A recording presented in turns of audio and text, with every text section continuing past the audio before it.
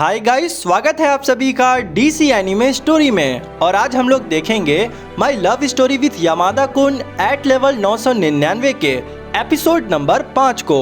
अगर आप सभी ने अभी तक इसके पिछले एपिसोड्स की वीडियोस को नहीं देखा तो जाकर देख लीजिए, डिस्क्रिप्शन में उसका लिंक मिल जाएगा। तो चलिए शुरू करते हैं आज के इस एपिसोड को। तो एपिसोड की स्टार्टिंग होती है और हम लोग यामादा को देखते हैं जो अपने गेमिंग कंप्यूटर के सामने बैठकर कोई आर्टिकल पढ़ रहा था। लेकिन तभी वो नोटिस करता है कि उसका माउस तो काम ही नहीं कर रहा है। वो 3-4 बार ट्राई भी करता है उसे ठीक करने का, लेकिन उसकी सारी कोशिश नाकाम होती है। अब वो इस बारे में सोच ही रहा था, तभी उसके मोबाइल पर ईटा का फोन आता है और वो बहुत ही फ्लर्टिंग तरीके से उससे बात करने लगता है। अब एक तो यामादा का पहले से ही दिमाग खराब था, ऊपर से ईटा की ये हरकत उसको बिल्कुल भी पसंद नहीं आया और वो बोलता है, भाई तू फालतूगिरी मत कर, अगर कोई काम है तो बताओ वरना हम फोन काटते हैं। तभी ईटा बोलता है, आज सैटरडे है, तुम रूना को ट्यूशन देने वाले हो ना?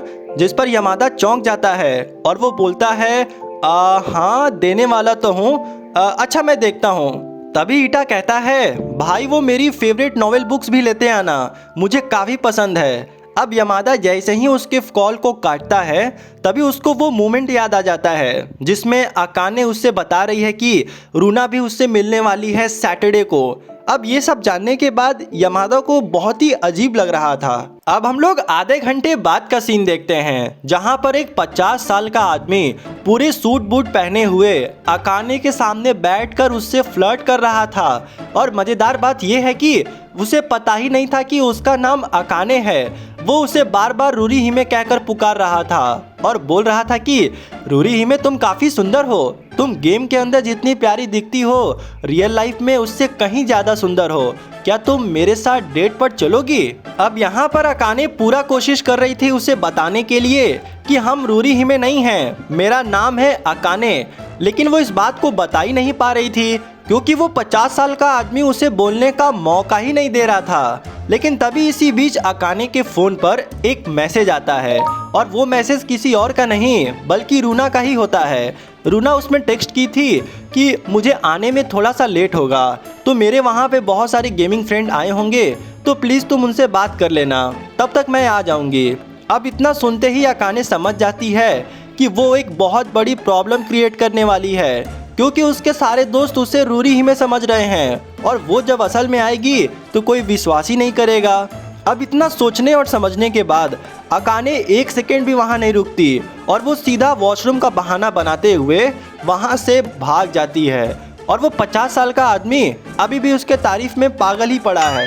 अब अकाने वॉशरूम के अंदर घुसते ही एक बहुत लंबी सांस लेती है और फिर बोलती है, हाँ बाप रे, भला छुटकारा मिला उस आदमी से, मैं तो बाहर दोबारा नहीं जाने वाली वरना मेरा बैंड बज जाएगा। इधर यामादा को देखते हैं जो रूना के घर पे पहुंचता है उसे ट्यूशन देने के लिए। रूना की मम्मी बहुत ही प्यारे तरीके से यामादा का स्वागत करती हैं और उसके बाद वो दोनों रूना के पास जाने लगते हैं। रूना जब यामादा को देखती है तो वो तो एकदम पागल सी हो जाती है। ये देखकर उसकी मम्मी बोलती है, अरे बस बस रूना, यामादा घर आ गया है, अब तुम पागल मत हो जाना, चलो तुम लोग को जो करना है करो, मैं चलती हूँ। और रूना भी जल्दी से गेट बंद करने लगती है। अब रूना बोलती है, यामादा तुमने मुझे जो काम दिया था ना, मैंने वो सारा कर लिया है, आज देखोगे तो तुम्हारा दिल ही खुश हो जाएगा। लेकिन यामादा के फेस को देखते हैं जिसके ऊपर कोई खुशी नहीं थी और तभी वो अचानक से कहता है, क्या तुम्हें नहीं लगता कि तुम्हें अभी कहीं और होना चाहिए था? तो ये सुनकर रूना उसे इग्नोर करते हुए बोलती है, कहीं और से क्या मतलब है, जहाँ होना चाहिए था मैं वहाँ हूँ। तभी अचानक रूना के फ़ोन पर अकाने का कॉल आता है जिसे यामादा देख लेता है, लेकिन तभी रूना तुरंत फ़ोन पकड़कर उसे काट देती है। दूसरी तरफ अकाने वॉशरूम में एकदम परेशान थी। वो इस वक्त बस एक ही विश कर रही थी कि प्लीज़ रूना तुम मेरा फ़ोन उठा लो, लेकिन रूना ने तो बहुत ही गंदे तरीके से उसके फ़ोन को काट दिया था।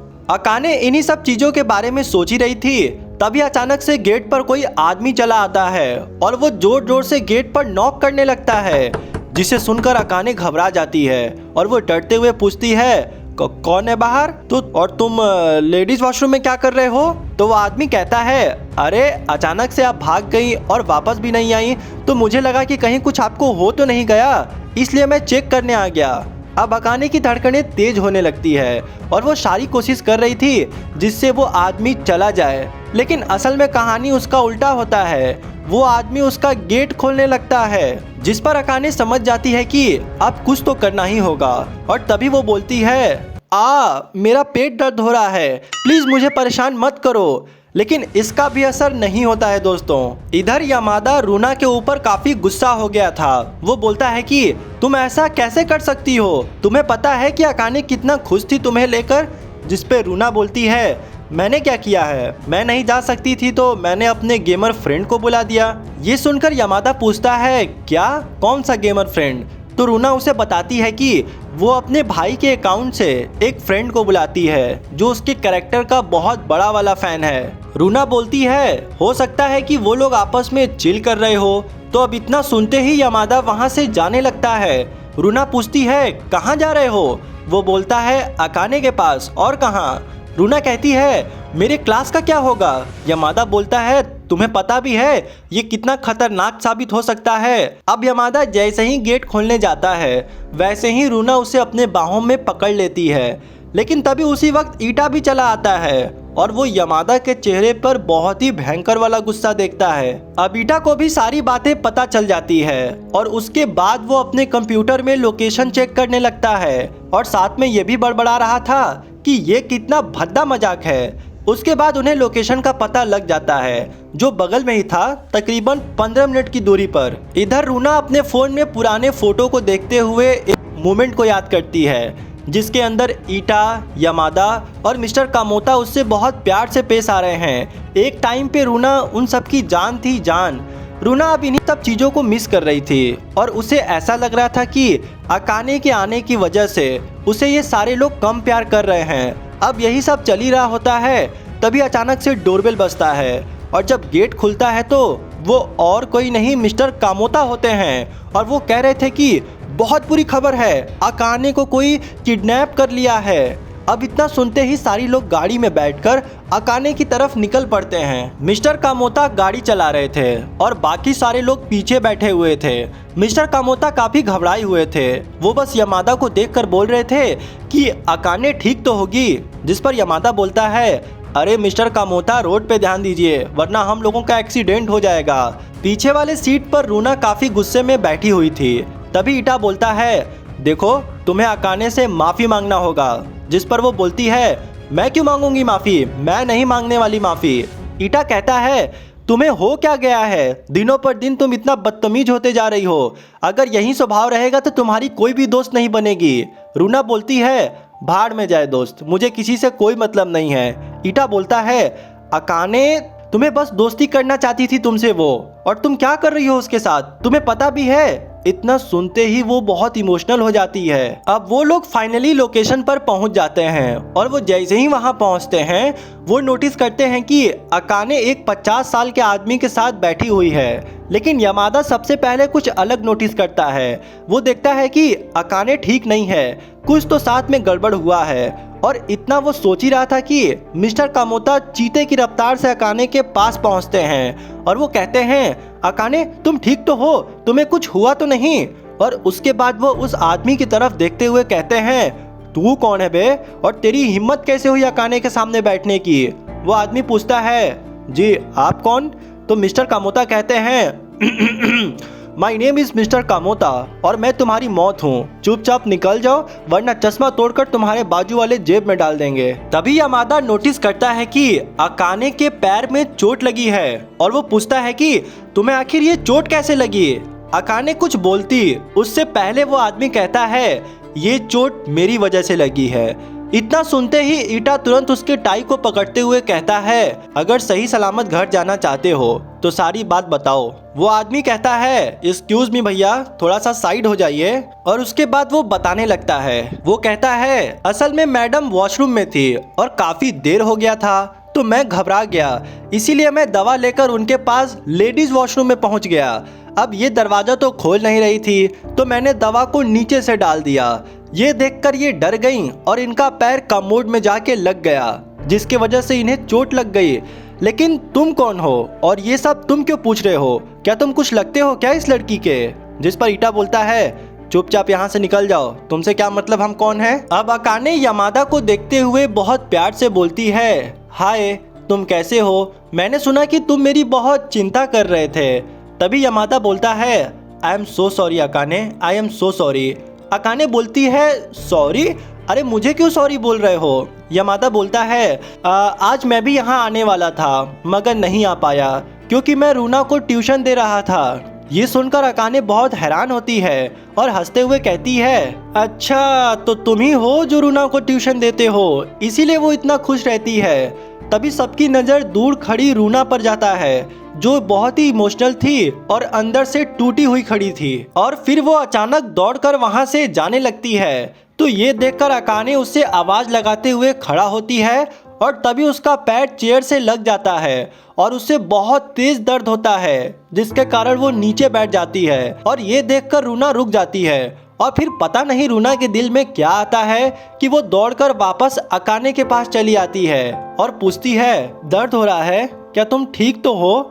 और इतना सुनते ही अकाने को अच्छा फील होता है। लेकिन तभी वहाँ पे ईटा आता है और वो रूना को वहाँ से घसीट कर ले जाने लगता है। रूना समझ जाती है कि ईटा आज मेरा बैंड बजाने वाला है। अब वो यामादा की तरफ देखते हुए कहती है, प्लीज़ मुझे बचा लो। लेकिन यामादा साफ साफ मना कर देता है। वो कहता है कि तुमने जो आज हरकत की है ना, उसकी यही दवा है। अब इससे पहले कि ईटा उसको वहाँ से ले जाता, तभी अकाने नाटक करते हुए बोलती है, मेरे पेट में दर्द हो रहा है। ये सुन के सारे लोगों का ध्यान अकाने पर चला जाता है और ईटा पूछता है, क्या, कितना दर्द हो रहा है? तभी वो 50 साल का आदमी कहता है, अरे आप लोग चिंता मत कीजिए, मैंने दवा दे दिया है, वो दर्द का ही दवा है, तो थोड़ी देर में आराम मिल जाएगा। मिस्टर कामोता कहते हैं, अबे वो 2 टके के आदमी, चुपचाप यहाँ से निकल जा, वरना मैं चश्मा तोड़ के तेरे बाजू वाले जेब में डाल दूंगा। अकाने कहती है, यहाँ से आधा किलोमीटर दूर एक मेडिकल स्टोर पे पेट दर्द की बहुत ही अच्छा दवा मिलती है, प्लीज लेते आओ। इतना सुनते ही सारे लोग स्टोर पे जाने लगते हैं। तभी अकाने रूना का हाथ पकड़ लेती है और बोलती है, प्लीज रूना तुम मेरे साथ ही रहो। और उसके बाद रूना को छोड़कर वो लोग दवा लेने चले जाते हैं। अब इधर रूना काफी शर्मिंदगी के साथ खड़ी थी। उसके अंदर इतनी भी हिम्मत नहीं थी कि वो अकाने से नजर मिला सके। उसे अपने इस किए हुए कारनामे के ऊपर बहुत ही शर्म आ रही थी। अकाने समझ जाती है कि वो उससे बात नहीं करने वाली, तो वहीं बात की शुरुआत करती है, वो भी गेम से। अकाने उसे साथ में हंटिंग करने के लिए अप्रोच करती है, जिस पर रूना मान जाती है, मगर वो चिल्लाते हुए कहती है, आखिर तुम कैसी लड़की हो यार, मैंने तुम्हारे साथ इतना गलत किया, मैं तुम्हें बिल्कुल भी पसंद नहीं करती हूँ और तुम्हें कोई फर्क नहीं पड़ा, तुम अभी भी मुझसे उतना ही प्यार से पेश आ रही हो, आखिर क्यों? अकाने प्यार से जवाब देते हुए कहती है, अरे इसमें कोई बड़ी बात नहीं है, हम समझ सकते हैं कि तुम्हारे ग्रुप में एक अनजान लड़की आ गई जिसकी वजह से तुम्हें कम अटेंशन मिल रहा है, इसीलिए मैं तुमसे आज यहाँ मिलने के लिए आई थी और हम एक अच्छे दोस्त बन सकते हैं क्या? अगर तुम नहीं बोलती आज तो हम हमेशा के लिए चले जाते, और अगर हाँ बोलती तो तुम्हारे साथ ही रहते। अब इतना सुनते ही रूना बहुत ही इमोशनल हो जाती है और वो जोर जोर से रोते हुए कहती है, मुझे माफ़ कर दो अकाने, मुझे माफ़ कर दो, मैं सच में मुझे नहीं पता था कि तुम दिल की इतनी अच्छी हो। इधर ये सारे लोग दवा लेकर पहुंचने ही वाले थे, तभी ईटा कहता है, मेरी बहन पागल हो गई है यार, हम उसे कैसे समझाएं, वो अकाने के साथ इतना बड़ा धोखा कैसे कर सकती है? लेकिन तभी वो लोग नोटिस करते हैं कि रूना बैठकर रो रही है और अकाने उसकी आंसू साफ कर रही है। और ये नज़ारा देखने के बाद वो लोग हिल जाते हैं, लिटरली शॉक रह जाते हैं। यामादा काफ़ी अच्छे तरीके से नोटिस कर रहा था कि अकाने दिल की कितनी अच्छी लड़की है। अब थोड़ी देर बाद का सीन देखते हैं, जहाँ पर यामादा अकाने से पूछ रहा था, तुम्हें बुरा तो नहीं लगा रूना ने तुम्हारे साथ ऐसा बर्ताव किया? अकाने बोलती है, मैं तो कब का भूल चुकी हूँ, बुरा बस इस बात का लगा कि हम लोग साथ में हैंग आउट नहीं कर पाए। खैर प्यार तो मेरे किस्मत में है नहीं, लेकिन एक सच्ची दोस्ती जरूर है जो मैं रूना से करके रहूंगी। ये बात सुनते ही यामादा उसको बहुत प्यार से देखने लगता है। और दोस्तों इसी के साथ ये एपिसोड यहीं पर समाप्त हो जाता है।